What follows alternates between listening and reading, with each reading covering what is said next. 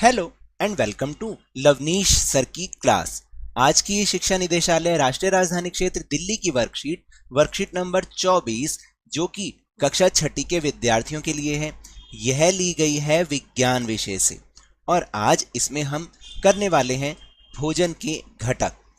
और उसमें क्या सीखेंगे? उसमें हम सीखेंगे कि विभिन्न जीव जंतुओं को उनके पाचन तंत्र के हिसाब से, उनके खाने की आदतों के हिसाब से हम उन्हें किन किन वर्गों में रखते हैं। तो चलिए बिना समय गवाए शुरुआत करते हैं मेरे साथ और समझने की कोशिश करते हैं। देखिए, विभिन्न जीव जंतु अपने शरीर की संरचना और पाचन तंत्र के आधार पर विभिन्न प्रकार के भोजन को खाते हैं। जैसे कि उनमें इंसान भी आ गए, जानवर भी आ गए, है ना। तो उनके खाने की आदतों के अनुसार उन्हें शाकाहारी, मांसाहारी और सर्वाहारी के रूप में वर्गीकृत किया जाता है। यानी जैसे वो खाना खाते हैं, हम उनको उनकी आदतों के अनुसार 3 समूहों में बांट देते हैं। शाकाहारी यानी कि केवल पत्तियों या पेड़ से भोजन प्राप्त करने वाले, मांसाहारी यानी जो पेड़ों से, वृक्षों से, पेड़ पौधों से और जानवरों से जो खाना प्राप्त करते हैं, भोजन प्राप्त करते हैं, और सर्वाहारी जो दोनों ही खाते हैं। ठीक है, तो अब हम इसी पर आधारित अपनी एक एक्सरसाइज भी करेंगे। तो चलिए देखते हैं।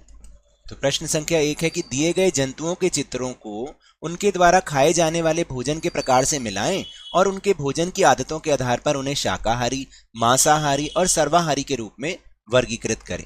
तो देखिए, जैसे यहाँ पर कुछ चित्र बने हुए हैं जिनमें जंतु अब आप कहेंगे कि इंसान कोई जंतु नहीं है। जंतु नहीं, यहाँ पर वैसे जीव होना चाहिए क्योंकि इंसान एक जीव है। और यहाँ पर आप अगर देखेंगे तो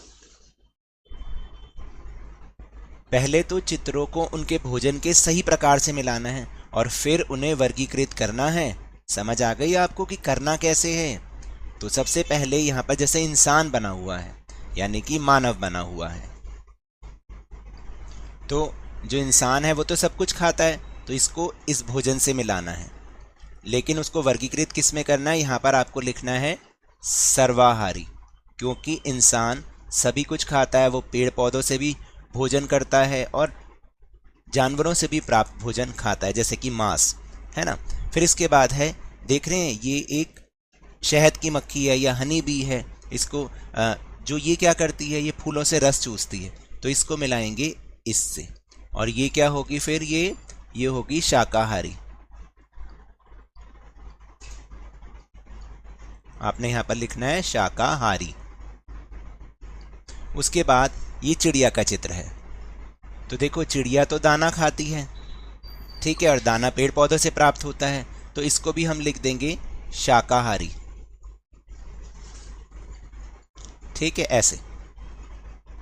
फिर शेर क्या खाता है? शेर सिर्फ मांस खाता है, तो ये हो गया मांसाहारी।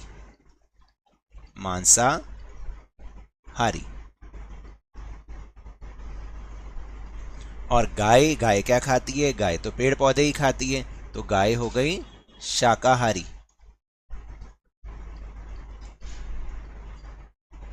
तो है ना आसान सी वर्कशीट, और आपको पता भी चल गया कि कौन शाकाहारी होते हैं, यानी कि केवल पेड़ पौधों से प्राप्त भोजन खाते हैं, कौन मांसाहारी होते हैं जो केवल जीव जंतुओं के मांस को खाते हैं, और कौन सर्वाहारी होते हैं जो कि दोनों प्रकार के भोजन खाते हैं। तो इस तरह से आज की हमारी वर्कशीट तो बहुत आसान थी और जल्दी से पूरी भी हो गई।